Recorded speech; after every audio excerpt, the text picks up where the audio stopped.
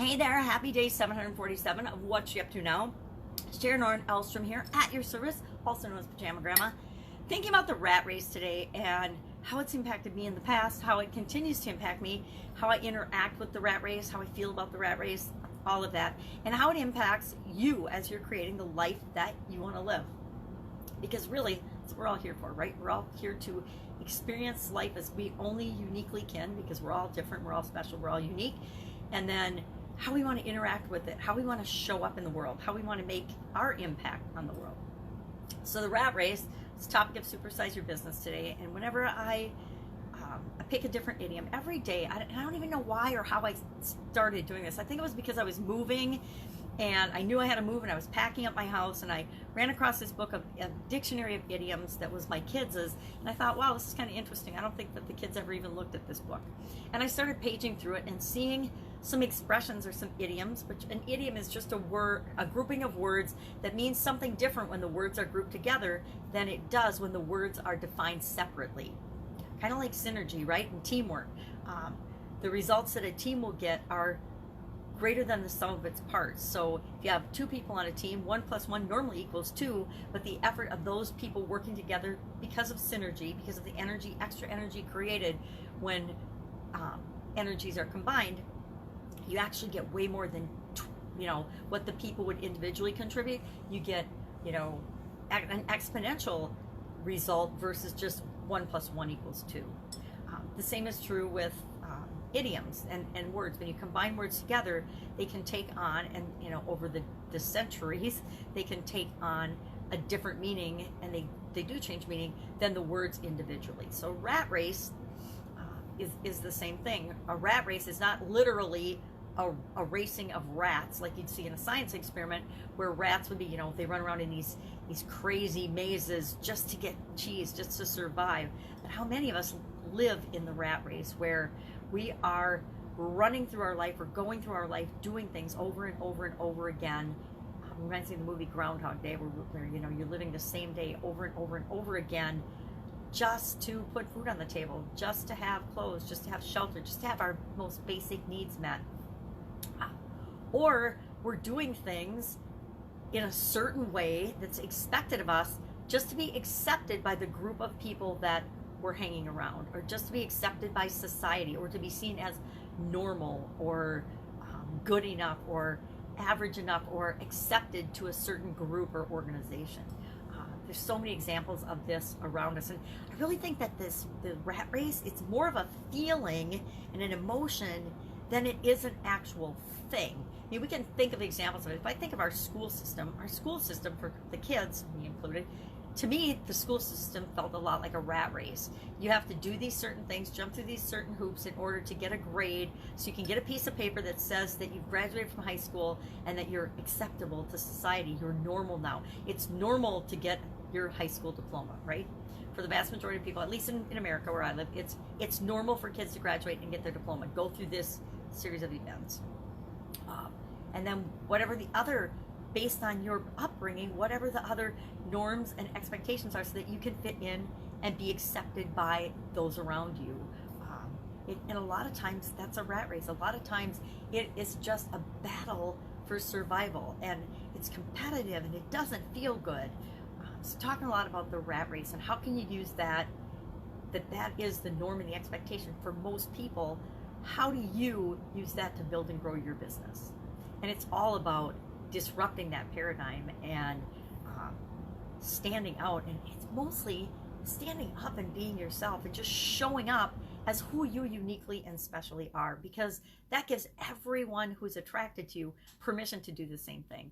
And secretly, and not even always so secretly, underneath everything, that is what almost all human beings want. We just want to be loved and accepted for who we really are. Now, not all of who we really are, because we all have these weird idiosyncrasies and things, right? But for the most part, we want the things that are most important to us to be accepted by the people that are around us. So that's sort of the opposite of the rat race, right? The rat race is a race to fit in and be average and normal and not rock the boat and just be like everybody else.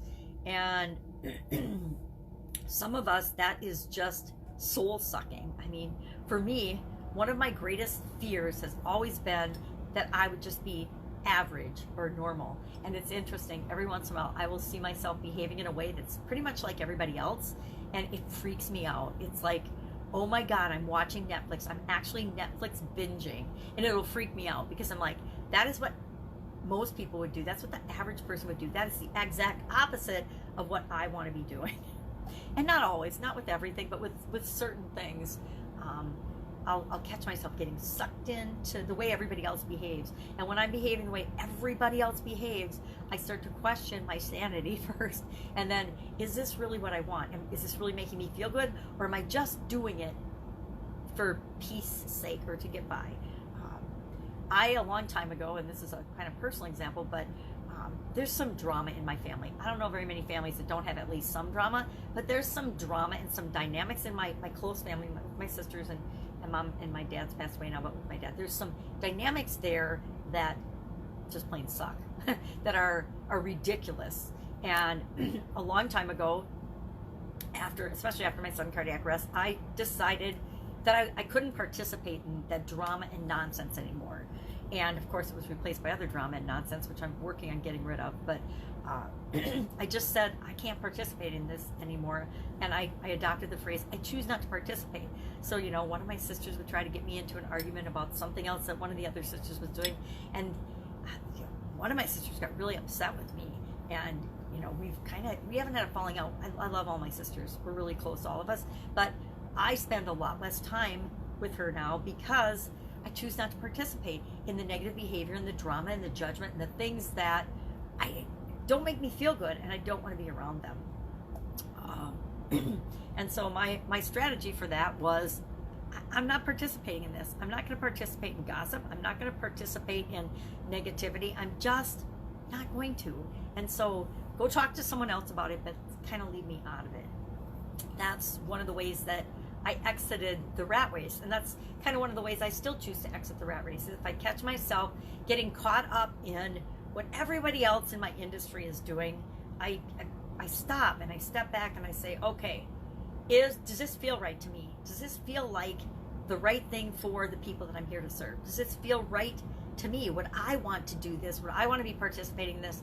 Would I want to be a part of this? And I found that as I went from the offline world to the online world, which is kind of what we're talking about here in that journey, that one of the reasons we're on day 747 is because a lot of what I was learning from experts and gurus and the people that were super successful and showing, they're flashing their big checks and their Lamborghinis and promising riches overnight and everything else, they're doing things, well, a couple things that bothered me about that. Number one, they've never actually done or aren't doing the things that they're selling. Hate that. Number two, they don't really have any experience. They're just regurgitating things that they've learned from someone else. Number three, they're not being authentic. They're not being who they really are. And none of those things felt good to me. And so I've spent the last couple of years digging through the bullshit and asking myself, what works, what doesn't work, what feels good for me, because everything works, right? Every system, every procedure, every process that people are selling can work for somebody. The big question is, will it work for you? Will it work for me? And so I filter everything through, well, will this work for me? Will this work for the people I serve? Does this benefit us? Or is it just another Me Too thing or a fad or a strategy or a tactic or a hack? I've got to the point where I hate the word hack, right? To me, a hack, I know people think it's a shortcut, but I always think of a hack as a person that's cutting corners, and it isn't really a complimentary term. At least when I was growing up, it wasn't. So all of this hacking,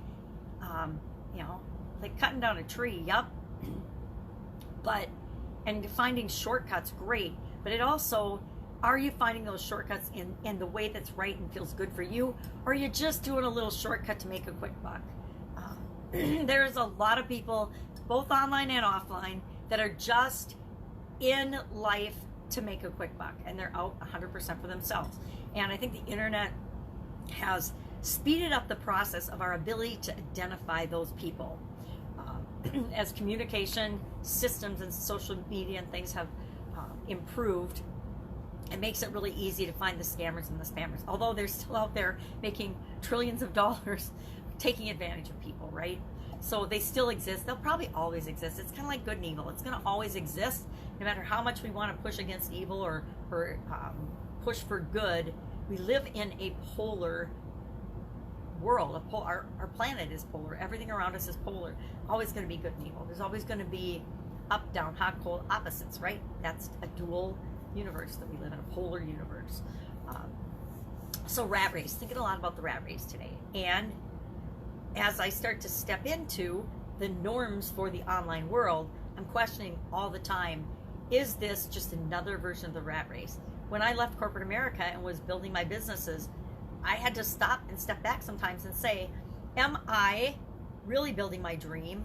Or am I just creating another job, a really hard job for myself without the support and resources that I used to have in corporate America in the guise of freedom, but I'm really creating less freedom for myself, which is something I really, really wanted, than more freedom for myself. And I'd have to step back and I'd have to say, yep, this isn't working for me. Got to change this, this, and this in order for this to feel better, in order to have this continue to feel not like the rat race and not like I'm sucked into this never-ending loop of activity just to survive. Had businesses like that, had businesses that stopped doing and let go of because they felt more like a job than they did moving me toward my goals and objectives and the things that I want, the core value things that I'm always moving toward. Today, fun challenge, day 38 for the 365-day do one fun thing every day challenge.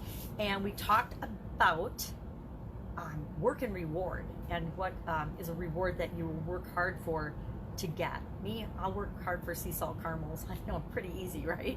Or milk chocolate caramels, milk chocolate covered caramels. It's not, I'm not that deep when it comes to, rewards and things that I really love these days. That, and I've always loved teddy bears. I kind of got away from the collecting teddy bears. I had too many, if you can have too many of anything in a collection, but I had too many, and geez, probably 20 years ago, kind of stopped collecting them, and I only kept a few favorites. And I have a sister that still gives me a Godiva teddy bear every Christmas, and I put a little heart in him for Valentine's Day today. But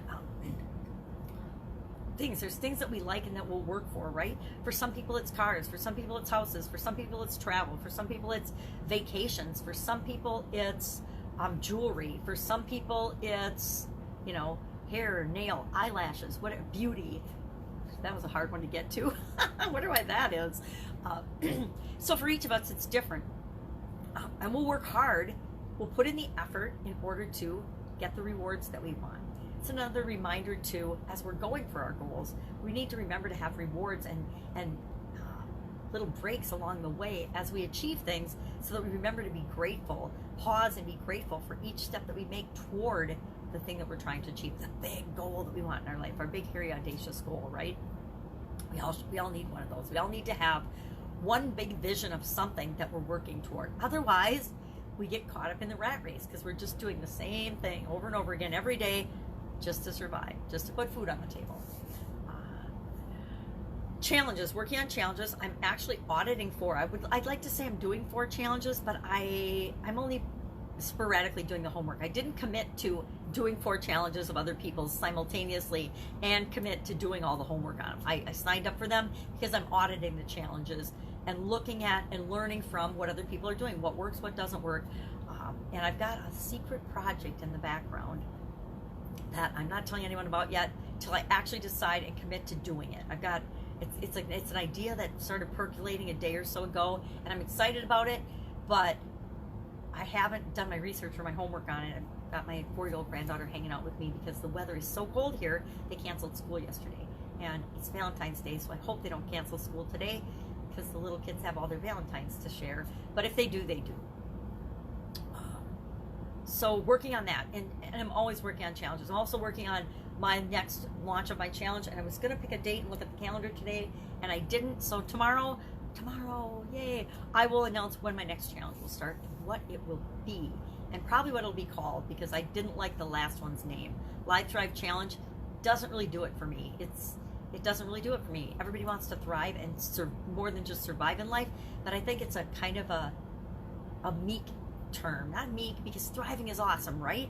But it just doesn't feel right to me. It doesn't have the energy and the power around it that I want my title of my challenge to have.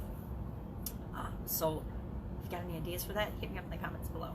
Otherwise, that's it. That's all I've got today. Go out, make it an absolutely fantastic day. Have a romantic and loving Valentine's Day, but don't put so much pressure on yourself to be like everybody else. Make it unique and special for yourself. And I'll, of course, be with you tomorrow. I'll be with you tomorrow, and we will look at and talk about the challenge some more. And I want to start bouncing ideas off of you because I need input. I need people's feedback and input on what they think. Not because I'm going to do what you think. I have to do what's right for me and my group, but because you are listening to me, and you've been listening to me probably. Unless you just discovered this, and then more power to you. Don't go back and listen to all my videos. Most people tell you, go back, listen to all my videos. But there are 746 of them, and that's probably a lot. I don't remember if I put titles on these going back where you could kind of see what the topic was. I sort of just started doing that, and it feels like in like only the last week or so, I've started talking about more of what I'm talking about in my Facebook Live and my Supersize Your Business piece. That idiom, because for some reason idioms are rolling into my life and becoming more important. I don't know why, because are they really? It's kind of more of a business, something different, a business distraction, or a open mind exercise where I can open my mind and think of what things mean and look at things from a different perspective. So it's kind of turned into this little fun exercise, kind of like my daily challenge. It's turned into the first one was stretching your comfort zone. The second one was a year of happiness, and then I did a live Facebook Live 365-day challenge with Mary Nasano and his group, and then now I'm doing do one fun thing every day. Those just kind of turned into for one, they were to wake up my voice. They were to get my voice going in the morning so I could actually start talking. I don't know about you, but I wake up in the morning and I've got like my gravel gurdy voice, and even after I brush my teeth and get cleaned up and everything, it's still like, okay, I can already hear it. Yeah, your voice is already still gravel gurdy. It didn't help, but it does help a little. And so I do that video, do the video and the audio just to get moving in the day. But then it started to become a fun habit, right? After, what's 4 times 365 days? That's a lot. It's a lot of videos that I've gotten in the habit of doing them now, and they're fun for me. And the idioms kind of have taken on a life of their own as well. One of my coaching students suggested that I do a kid's version of these idioms and what do they mean, and do a video a day of that with my granddaughter. And I'm like, okay, I don't know that I like idioms that much. I like them, I like learning them, I like thinking about what do they mean for me and using it as a mind-opening exercise every morning, but is it something that I want to take to the next level and be known for? Yeah, probably not, right? It's probably not my thing that I want to be known for. But it's fun. It's a way to challenge myself and take things that could otherwise become stagnant and stale and part of the rat race, and keep them fresh and different and interesting for me. And it's interesting for me, and I like to think it's interesting for other people too. And I'm sure there's a gazillion other ways to look at these idioms and expressions than how I look at them. I look at them through the filter of my experiences, but everybody else has different experiences. That's why I ask for input on them. Hey, what does this mean to you? What's your experience been with that? Because I want to know what are other people's experience with them. All right, that's enough rambling for today. Go out, make it an absolutely fantastic day, and I will, of course, be with you tomorrow. Bye. Happy Valentine's Day.